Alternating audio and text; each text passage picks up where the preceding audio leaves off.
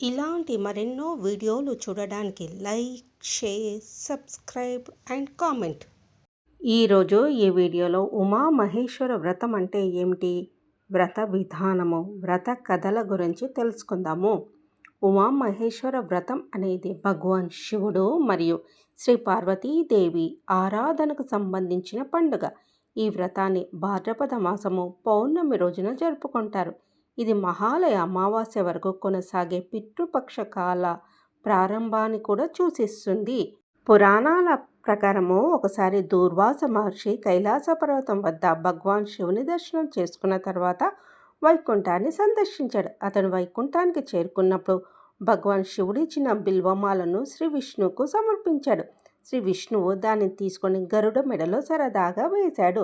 దూర్వా మహర్షి కోపించి శ్రీ విష్ణువు తన లక్ష్మితో సహా అందరినీ కోల్పోవాలని శాపించాడు. శ్రీ విష్ణువు దూర్వాసునికి చిన్న విషయానికి కోపం తెచ్చుకోవద్దని చెప్పాడు. ఏమైనప్పటికీ శాపాన్ని తగ్గించే మార్గాన్ని చూపమని మునిని కోరాడు. దూర్వాస మహర్షి శ్రీ విష్ణువుకు శ్రీ శివుని మరియు శ్రీ పార్వతీకి పూజలు చేయడం ద్వారా ఉమామహేశ్వర వ్రతాన్ని ఆచరించమని సూచించాడు. శ్రీ విష్ణువు పూజ చేసి దోషాల దుష్ప్రభావాలు ఎలా తగ్గించుకోవాలో విశ్వానికి చూపించాడు. ఈ పూజను ఆచరించే భక్తుల్లో ఉదయాన్నే నిద్రలేచి పూజా స్థలాన్ని శుభ్రపరిచి పూలతో అలంకరిస్తారు. శివుడు మరియు పార్వతీదేవి చిత్రపటాన్ని లేదా విగ్రహాన్ని ఉంచుతారు. తర్వాత కుంకుమ పసుపుతో అలంకరిస్తారు. బిల్వ ఆకులు పుష్పాలతో దేవతలకు అర్చన చేస్తారు. సాత్విక ఆహారాన్ని నైవేద్యంగా అందిస్తారు. ఈ రోజున పేదలకు, అన్నార్థులకు దానాలు చేయడం శుభప్రదంగా భావిస్తారు. మహిళలు తమ కుటుంబ సభ్యుల ఆరోగ్యం కోసము, క్షేమం కోసము మరియు కుటుంబాల ఐక్యత కోసం ఈ వ్రతాన్ని ఆచరిస్తారు. కొన్ని ప్రాంతాల్లో కార్తీక పౌర్ణమి నాడు ఉమామహేశ్వర వ్రతం కూడా ఆచరిస్తారు. కొన్ని ప్రాంతాల్లో మార్గశిర మాసంలో శుక్లపక్ష తృతీయ నాడు కూడా దీన్ని ఆచరిస్తారు. శ్రీ ఉమామహేశ్వర వ్రత కథల గురించి తెలుసుకుందాము.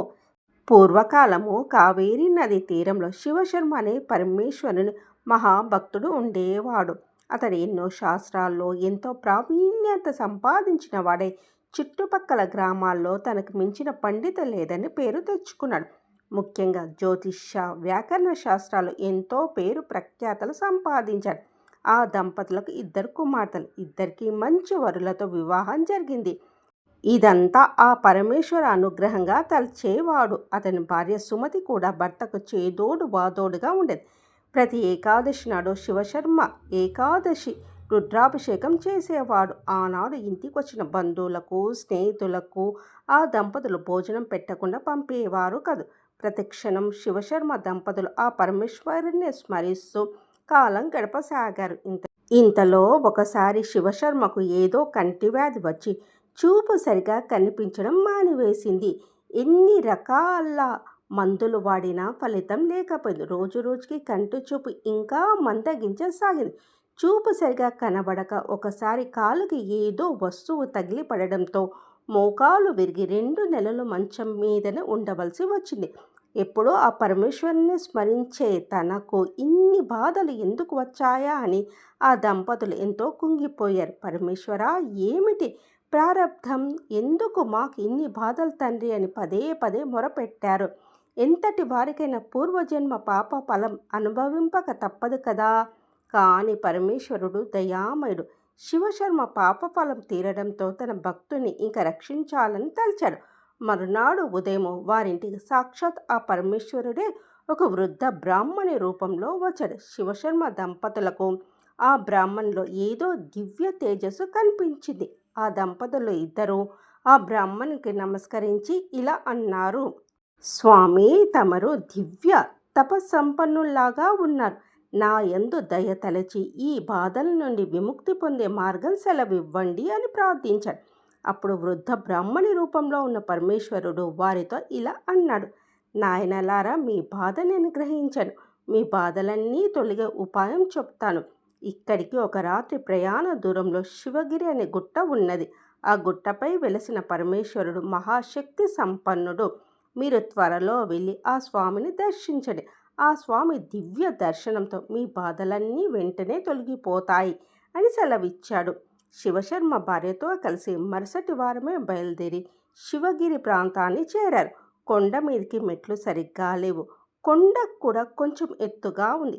కంటి చూపు సరిగా కనపడక ఈ మోకాలి నొప్పితో అసలు ఎక్కగలనా అని శివశర్మకు సందేహం వచ్చింది. కొండపై నుంచి కిందకు దిగుతున్న భక్తులను ఎన్ని మెట్లు ఉన్నాయని అడిగారు. వారు శివశర్మ దంపతులకు దాదాపు 1000 మెట్లు ఉన్నాయని, 2 గంటల కంటే ఎక్కువ సమయమే పడుతుందని అన్నారు. శివశర్మకు ఎంతో బాధ కలిగింది.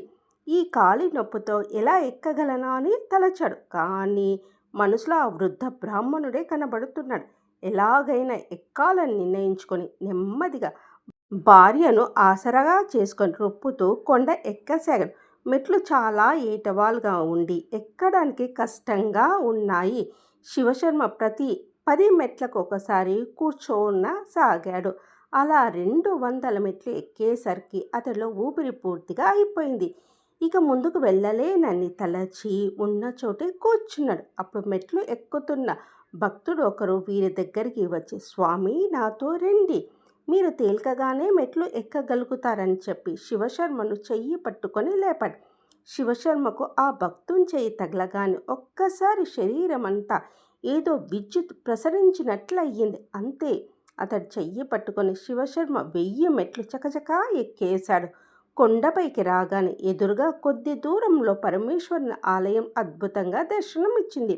శివశర్మ దంపతులు ఇద్దరూ కనులు మూసుకొని ఆలయం వైపు తిరిగి ఆ స్వామికి నమస్కరించారు. అంతే, ఆశ్చర్యం! కనులు తెరవగానే శివశర్మ కంటి వ్యాధి పూర్తిగా నయమైంది. కంటి చూపు మునుపటి కంటే శక్తివంతంగా అనిపించింది. ఎంతో సంతోషపడుతూ ఆ పరమేశ్వరుని దంపతులిద్దరు ఎన్నో విధాల స్తుతించారు. అప్పటి వరకు తనను చెయ్యి పట్టుకొని తీసుకువచ్చిన భక్తుని కోసం పక్కకు తిరిగి చూశారు. ఆశ్చర్యంగా అప్పటిదాకా వారితోనే ఉన్న భక్తుడు కనబడలేదు. ఆ చుట్టుపక్కలనే వెతికారు, కానీ ఎక్కడా కనబడలేదు. అప్పుడు వారికి అర్థమైంది, ఆ పరమేశ్వరుడు ఆ భక్తుని రూపంలో వచ్చి తమను అనుగ్రహించాడని శివశర్మ దంపతులు గ్రహించారు. ఆ దంపతులు ఇద్దరు కొండపై ఉన్న కోనేరులో స్నానం చేసి ఆలయంలో పరమేశ్వరుని దర్శించుకున్నారు. మహేశ్వరుని దర్శనంతో వారి పూర్వజన్మ పాపాలన్నీ నశించాయి. ఆ రాత్రి అక్కడే నిద్ర చేసి మరునాడు తమ ఊరు తిరిగి వెళ్ళిపోయారు. కొన్ని రోజులకు శివశర్మ కాలినొప్పి కూడా పూర్తిగా తగ్గిపోయింది. శివశర్మ దంపతులు బతికినంత కాలం ఆ పరమేశ్వరుని సేవిస్తూ సుఖంగా గడిపి చివరికి ముక్తిని పొందారు. శంకరభట్టు కథ గురించి తెలుసుకుందాము. పూర్వకాలంలో కృష్ణా తీరంలో శంకరభట్టు అనే బ్రాహ్మణుడు ఉండేవాడు. తన ఊరిలోని వేద పాఠశాలలో పౌరోహితం విద్యను నేర్చుకొని చుట్టుపక్కల గ్రామాల్లో పౌరోహిత కార్యక్రమాలు నిర్వర్తిస్తూ ఉండేవాడు. ఎంతో సత్ప్రవర్తనతో జీవిస్తూ ఉండేవాడు. భార్య, 2 కుమారులతో సుఖంగా ఉండేవాడు. నిత్యము భగవన్నామ స్మరణతో గడుపుతూ ఉండేవాడు. పౌరోహితంలో మంచి పేరు రావడంతో సంపాదన కూడా బాగా పెరగసాగింది. ఇంతలో అతడికి 50 సంవత్సరాల వయసు వచ్చింది. ఎంతో ధనం సంపాదించడం చేత అతడిలో అహంకారం పెరిగింది. దాంతో దైవభక్తి సన్నగిల్లింది. అనేక చెడు అలవాట్లకు లోనయ్యాడు. ఒకప్పుడు ఎంతో పేరుగల శంకరభట్టు అనేక వ్యసనాల బారిపడి చివరకు భార్య, పిల్లల చేత కూడా అసహించుకోబడే స్థితికి వచ్చాడు. ఉన్న వ్యసనాలతో పాటు పరశ్రీ వ్యామోహం కూడా ఎక్కువగా ఉండేపటికీ ఊరి వారందరూ కలిసి అతని గ్రామ బహిష్కరణ శిక్ష విధించారు. ఊరి నుండి బహిష్కరింపబడ శంకరభట్టు ఆ ఊరు ఈ ఊరు తిరుగుతూ అనారోగ్యం పాలై బిచ్చమెత్తుకొని జీవింపసాగాడు.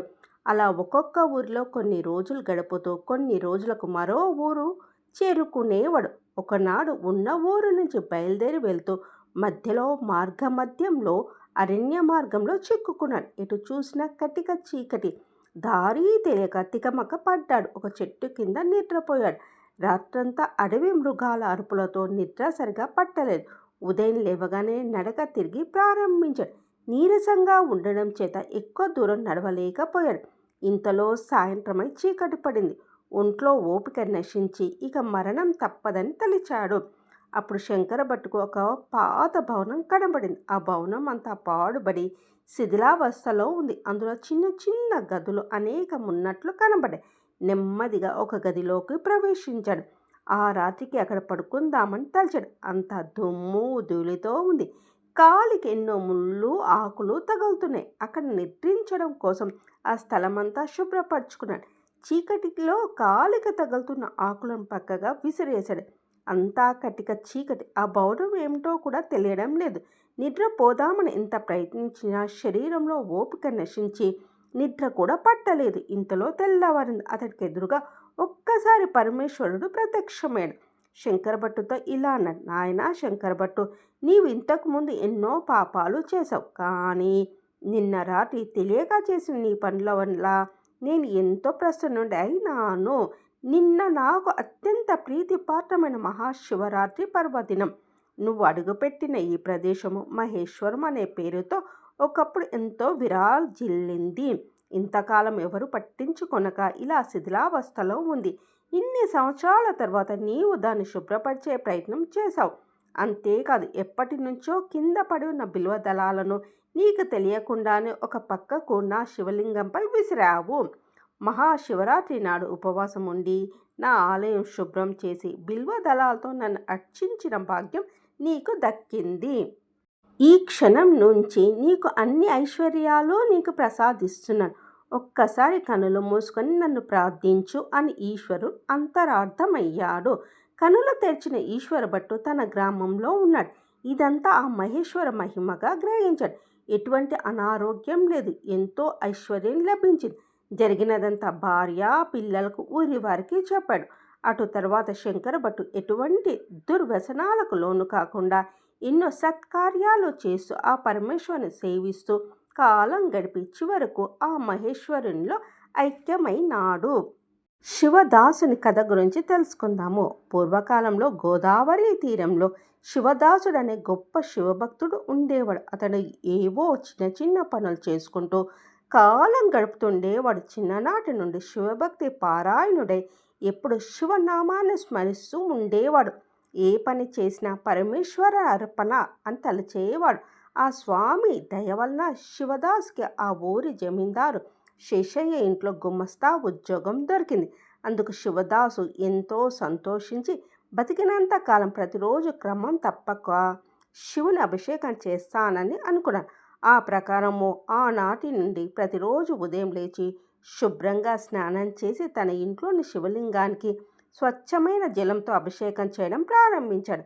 శివదాసు తనకు ఎన్ని పనులున్నా అభిషేకం మాత్రం మరిచేవాడు కాదు. ఎప్పుడైనా పనుల వలన రాత్రి నిద్రపోవడం ఆలస్యమైన తెల్లవారుజామున లేచి తప్పగా అభిషేకం చెయ్యందే కాలు బయట పెట్టేవాడు కాదు. శరీరంలో ఎప్పుడైనా కొంచెం నలతగా ఉన్నా ఏమాత్రం లెక్క చేసేవాడు కాదు. అన్నిటికీ ఆ పరమేశ్వరుడే ఉన్నాడు అనేవాడు. శివదాసు అచంచల భక్తికి ఆ పరమేశ్వరుడు ఎంతో సంతోషపడి అతడి జీవితం సాఫీగా సాగిపోయేలా అనుగ్రహించాడు. రోజులు ఇలా జరుగుతుండగా ఒకనాటి రాత్రి పెద్ద గాలివాన వచ్చింది. రాత్రంతా కుంభవృష్టి కురుస్తూనే ఉంది. ఉదయానికి కూడా తగ్గలేదు. శివదాసు ఆ వర్షాన్ని కూడా లెక్క చెయ్యకుండా కోనేటికి వెళ్ళి స్వచ్ఛమైన నీరు తీసుకొచ్చి శివుడికి అభిషేకం చేసి ఆ తర్వాత నెమ్మదిగా జమీందారు ఇంటికి చేరాడు. వర్షం జోరుగా పడుతుండడంతో కొంచెం ఆలస్యమైంది.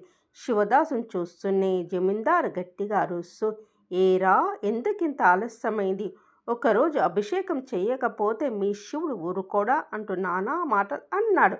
ఆ మాటలకు శివదాస్ ఎంతో బాధపడ్డాడు. జమీందారు ఈ విధంగా శివదాస్ని ఎన్నో దుర్భాషలు ఆడడం గమనించిన పరమేశ్వరుడికి కూడా ఎంతో కోపం వచ్చింది.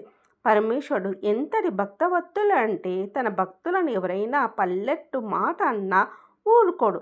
ప్రతినిత్యం తననే తలుస్తూ నిత్యం అభిషేకం నిర్వహించే శివదాసును ఆ విధంగా అన్నందుకు జమీందార్పై పరమేశ్వరునికి తీవ్ర ఆగ్రహం కలిగింది. ఆ విధంగా మహాశివుని ఆగ్రహానికి లోనైన జమీందార్కి మరునాడు తీవ్రమైన పక్షపాతం వచ్చి మాట పడిపోయింది. 2 రోజుల కాళ్ళు చేతులు కూడా పడిపోయి మంచం పట్టాడు. కొంతకాలానికి అతని ఐశ్వర్యం అంతా హరించింది. ఇలా ఎందుకు జరిగిందో అతనికి అర్థం కాలేదు. ఒకనాడు ఆ ఊరికి ఒక సాధువు వచ్చాడు. ఆ సాధువు ఎన్నో మహిమలు కలవాడు. ఏ జబ్బులనైనా నయం చేయగలడని జనం చెప్పుకున్నారు. జమీందార్ భార్య ఆ సాధువుని కలిసి ప్రాధేయపడి అతని దయతలిచి జమీందారు చూడడానికి ఇంటికి వచ్చాడు.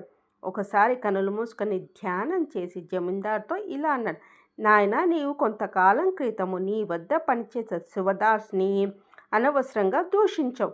పరమేశ్వరునికి ఎంతో ప్రియ భక్తుడైన అతన్ని ఆ విధంగా దూషించడం వలన ఆ స్వామికి ఆగ్రహానికి లోనయ్యావు. అందువల్లనే ఈ అనర్థాలన్నీ జరిగాయని చెప్పి జమీందార్ భార్య వైపు తిరిగి, అమ్మ, ఆ శివదాసుని రేపే మీ ఇంటికి పిలిచి అతని కాళ్ళు కడిగి పూజించమని అన్నాడు. అప్పుడు పరమశివుడు సంతోషిస్తాడు. మీ బాధలన్నీ తొలగిపోతాయని చెప్పాడు. ఆ మరుసటి నాడే శివదాసుని జమీందారు దంపతులిద్దరూ వారింటికి పిలిపించి తమ తప్పును మన్నించమని వేడుకున్నారు. అతని కాళ్ళు కడిగి ఆ నీటిని ఆ దంపతులిద్దరూ తలపై చల్లుకున్నారు. అంతే, జమీందారు అనారోగ్యం ఒక్కసారిగా మాయమైంది. సంపూర్ణ ఆరోగ్యంతో లేచి నిల్చున్నాడు. ఆ దంపతులిద్దరూ ఎంతో సంతోషపడి శివదాస్కి నమస్కరించి ఆ పరమేశ్వరుని ఎన్నో విధాలా స్తుతించారు. జమీందారు అటు తర్వాత గొప్ప శివభక్తుడై ప్రతినిత్యం పరమేశ్వరునికి అభిషేకం చేస్తూ కాలం గడిపాడు.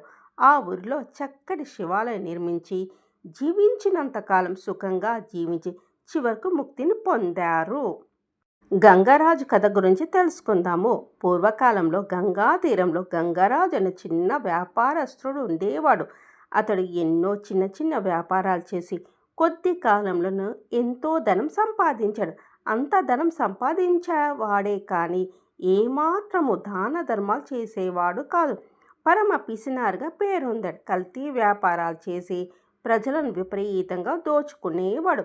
అలా బతికిన గంగరాజు కొన్ని సంవత్సరాల తర్వాత మరణించి తర్వాత మరుసటి జన్మలో ఆ పాపాల ఫలితంగా గుడ్డివానిగా జన్మించాడు.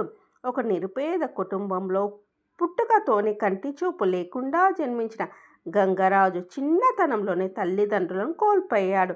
ఏ ఆధారము లేక జోలె పట్టుకొని ఆ వీధి ఈ వీధి తిరుగుతూ అడుక్కుంటూ బతికేవాడు. ఒక్కొక్క ఊర్లో కొన్ని నెలలు నివసించి ఆ తర్వాత మరో ఊరు చేరేవాడు. అలా కొన్ని రోజుల తర్వాత గంగరాజు లింగాలపల్లె అనే ఊరు చేరాడు. ఆ ఊరిలోని పరమేశ్వరుని ఆలయం ఎంతో మహిమాన్వితమైనదిగా ప్రసిద్ధి చెందింది.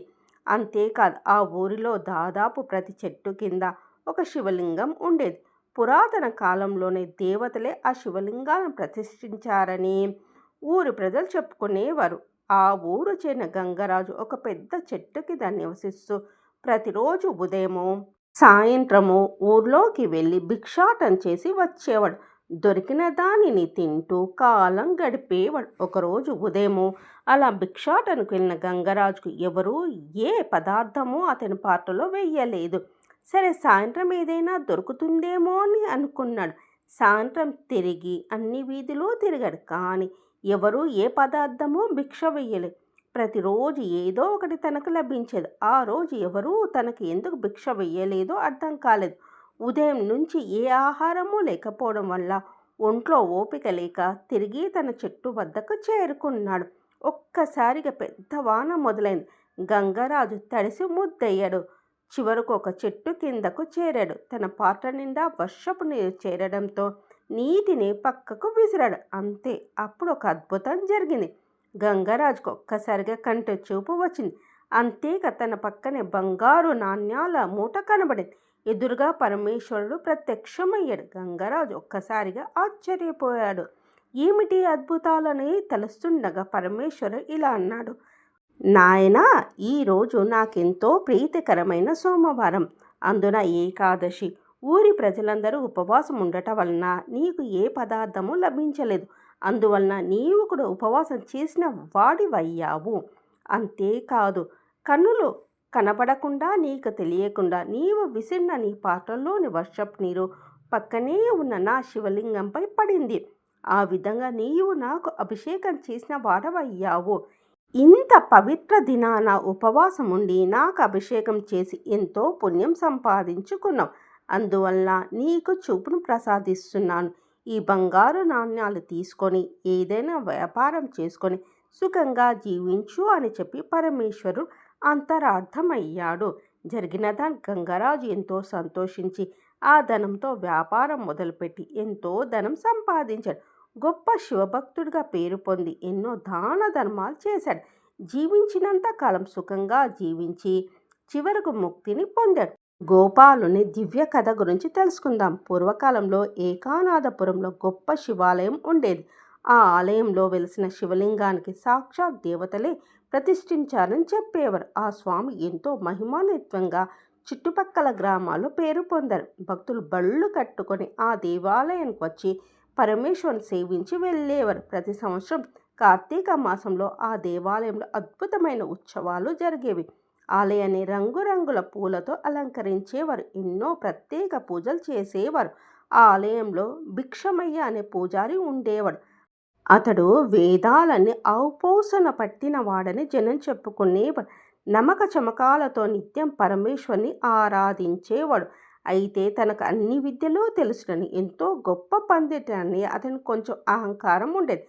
ఎంతటి వారికైనా అహంకారం తగదు కదా! పరమేశ్వరునికి అతనికి బుద్ధి చెప్పాలని అనిపించింది. ఒకనాడు ఆలయంలో నిత్యం పూజ చేసే పాత్రలోని ఒక చిన్న వెండి పాత్ర మాయమైంది. ఆలయమంతా ఎంత వెతికినా కనపడలేదు. ఆలయంలో గోపాలుడనేవాడు చిన్న చిన్న పనులు చేస్తూ కాలం గడిపేవాడు. ఆలయ ఆవరణమంతా ఊడ్చి నీళ్లు చిమ్మి కడిగేవాడు. ఏమీ చదువుకోకపోయినా ఎల్లప్పుడూ ఆ పరమేశ్వరుని ధ్యానిస్తూ కాలం గడిపేవాడు. భిక్షమయ్య ఆ గోపాలుడే ఆ గిన్నెను దొంగలించి ఉంటాడని అనుకున్నాడు. సాయంత్రం వాడిని పిలిచి అదే విషయం గట్టిగా అడిగాడు. ఎంత గట్టిగా అడిగినా తాను ఆ పని చెయ్యలేదని, తనకు అటువంటి ఉద్దేశమే లేదని అన్నాడు. అయితే భిక్షమయ్య మాత్రం వాడు చెప్పిన మాట నమ్మలేదు. గట్టిగా అరిచి ఆవేశంతో ఊగిపోయాడు.